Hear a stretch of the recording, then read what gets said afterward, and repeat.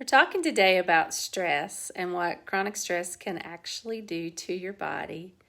I can tell you personally how stress has shown up in my body as pain, and I can also confirm that I've treated a lot of stress-related symptoms working with many of my clients. And I think we can better understand how this all works if we look first at the autonomic nervous system and how it is designed to respond to stressful situations. Fight or flight is the autonomic nervous system response to stress. We can use an analogy like running away from a bear or a tiger, and you can easily visualize how stressful something like that might be. But do you know that in order to have a fighting chance at getting away from the bear, that your body's going to need to respond with high levels of cortisol so that you can run as fast as you possibly can to get away from the danger? Your blood supply is going to be restricted from things like digestion so that the primary running muscles will get as much fuel as possible so that you can run fast. So in theory, those high cortisol levels then return to normal after the danger's gone. The breathing can return to normal and we just move on with life. At least that's how it's supposed to work. But there's a lot of stressful jobs out there where people operate in fight or flight a lot. Think first responders, police officers, our military men and women. It's not exclusive to certain groups of people, though. I mean, if we're alive, we're facing day-to-day challenges that can trigger the same kinds of fight or flight responses. Maybe it's opening a stressful email, or maybe you're going through a big move or a huge life change. Or it could be as simple as a post on social media. I mean, we've just lived through arguably one of the most stressful times our generation has ever faced. Started in March of 2020. And even today, someone can sneeze in a crowded room and it just might trigger a fight or flight response. And so many of us are having a really hard time flipping that switch that gets us out of fight or flight and allows us to return back to normal. These stressors are very real. We can't just ignore it and hope it gets better on its own. And it really doesn't matter if you perceive your stress to be big or small in comparison to what somebody else might be going through. All that really matters is how your body's responding. When we get into fight or flight, we get these huge levels of cortisol. Cortisol is a hormone in your body. And if you have high cortisol, your breathing changes. Really, there's a lot of changes that happen in your body as a result of fight or flight. And in short term, these changes are beneficial. If you need to get a big project finished, it can boost your creativity. If you're like me and you tend to be a bit of a procrastinator, it can serve you well at times to become very productive with that big rush of cortisol.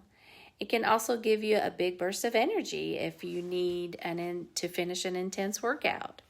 So you see, it is very natural process, but if we get stuck into fight or flight, or that is to say a high stress level for a very long period of time, our bodies are not going to respond very well because we're not meant to stay there. We're not built to maintain those high levels of stress or high levels of cortisol for long periods of time. So then that starts to compound and cause issues in other areas. Like you might start losing sleep or just become irritable. And then that might trickle down to cause issues with both our personal and professional relationships. Because if you're always stressed out, that's going to carry over into your relationships. Tons of research to back up what I'm saying. A huge correlation between stress and physical impairments such as pain. Because chronic pain, when it doesn't result from a specific injury, it's sometimes dismissed, leaving people with the impression that if they think they're crazy, or maybe they think their doctor thinks they're crazy. It's probably not the case. Healthcare providers are trained to look at things like test results, labs, x-rays, other imaging, and stress-related symptoms oftentimes won't show up on those routine tests and measures. But it's not in your head. It might start out that way because of the worry or the stress that started there. But it does manifest itself into very real, very physical symptoms. Symptoms like insomnia, appetite changes, digestion issues, so things like constipation, diarrhea, stomach ulcers. You might see skin changes like rashes or rosacea on your face. You might have unexplained weight loss or weight gain, maybe bloating. Might experience tension headaches or brain fog and other cognitive changes, all from having high stress levels of cortisol that last for extended periods of time. Because you got to remember, our bodies just aren't meant to handle that. So then the question becomes, what do we do about it? Top of the list is take a deep breath. Give yourself some grace. Give yourself some patience. Learn to stop beating yourself up. Got to remember, all of our life experiences are learning opportunities. We need to accept it, acknowledge it, keep moving forward. And the next thing to consider is that if you need help, it's okay to ask for it. There are wonderful physicians, mental health providers, physical therapists like myself, massage therapists. Whatever you need to help your body heal, don't hesitate to ask.